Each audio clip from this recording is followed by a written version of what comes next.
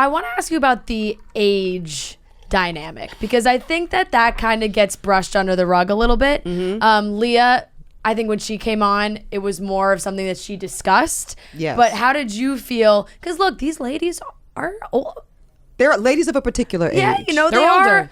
are very much, you know, mature. older than you are. Well, here's the thing, though. And sometimes not as mature I was as you are. just going to say, no shade, no tea. But the reality is, how do I say this? I'll say it.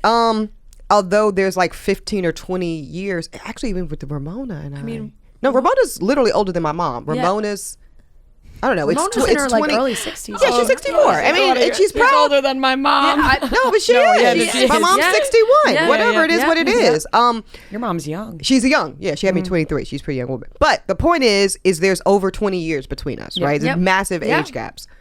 But when it comes to personality and maturity and lived experience, which is different than numeric age, I don't know how far apart we are. Right. You know what I mean? And I think it's different for Leah because Leah and I, and Leah's my, dear friend. We're very close, but Leah and I are very different. You know what I mean? Like I'm the youngest on the cast. Leah's a year older than me. Shout out to my fellow Virgo sister. She just turned 39.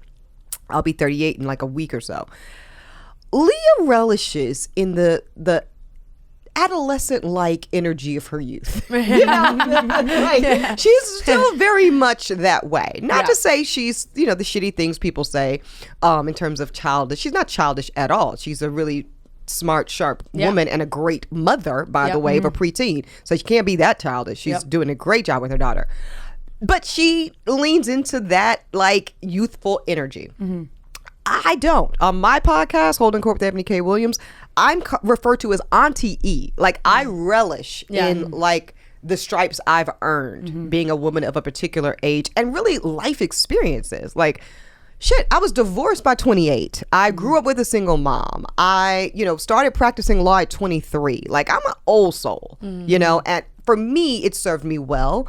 So I lean into that aspect of my personality. And I think Leah leans, towards the youth. And I think that kind of explains our relationship with the women. Yeah. And you were talking about this life experience that you had, and the other women on the show, obviously they've had their own life experiences, but they've also just been on this show for a really long time. For 13 years. like for 10 to Ramona, 13 years. Oh my gosh. Ramona's been on the show for 13 years. Same with Lou. Same with Luann, and Sonia 10. I mean, if we could be really candid here, I mean, that means they've been famous. For 13, 10, 11 years. That's a very different life. They've had and by far some of the most popular housewives of all time. All of them. Yeah, they're iconic. Yep. Listen, for whatever shit we get into, they are fucking icons. Yes. I want to be very clear about that. Every one of them in their own right. But, I'm in a very, they all had these massive marriages and they've raised their kids. Their kids are, young ladies now. Totally different station in life. I'm sitting here with some frozen fucking eggs, trying to figure this shit out. Next step, get this second, hopefully last marriage right. Very different places in life. So. Yeah, definitely. Well, with Ramona, I think a lot of people were interested on how you two were going. Yeah, to thank interact, Francesca. Get along. How were these two possibly going to be in the same room together? We saw this happen multiple times, and Ramona's tactic is kind of just to turn her ears off and run away. But you did not stop trying. You did not stop trying, which I give you a lot of credit for. How do you think you guys ended the season? Do you think that she learned anything from those these are different discussions? questions. Yeah, they are. Okay, so let's slow them down. Yes. Yeah. We ended the season great. Yeah. Which is like lovely, right? Like, there's some really kind of, and I don't mean this in a derogatory way, but there are some superficial things that Ramona and I have in common. What do I mean by that? Literally, we have the same body measurements. On top of that, we also have like a similar taste of life, meaning when we go out to group dinners, on or off camera, Ramona and I are probably drinking the same cocktail. We're probably sipping on the same bottle of wine. We're probably sharing, like, we just kind of like to do life on us. Like, in terms of, like, that's why during my Harlem dinner, I gave her the Duke Ellington candle. She's a tastemaker. I fancy myself a tastemaker. So these are the things that Ramona and I can really connect on and vibe on.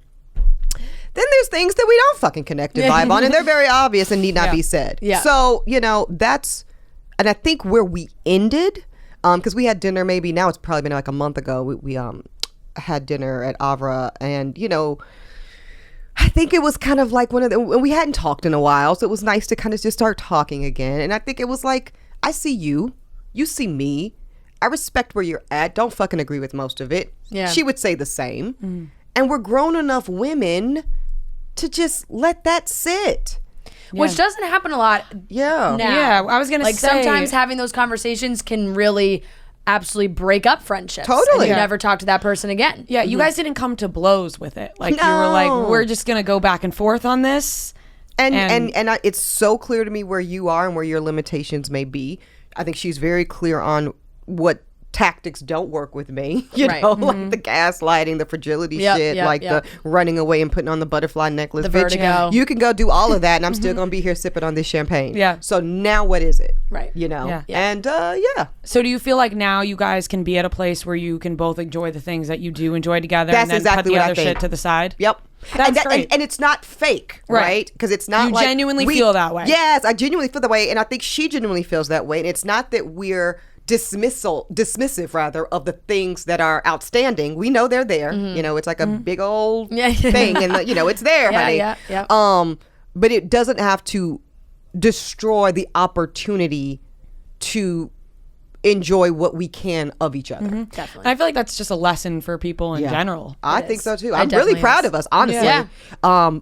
Probably our relationship is the one I'm most proud of because it had the most challenges. It still has the most challenges. And I think to both of our credit, like we both see enough good in each other's spirits to be able to make space for what you described really perfectly.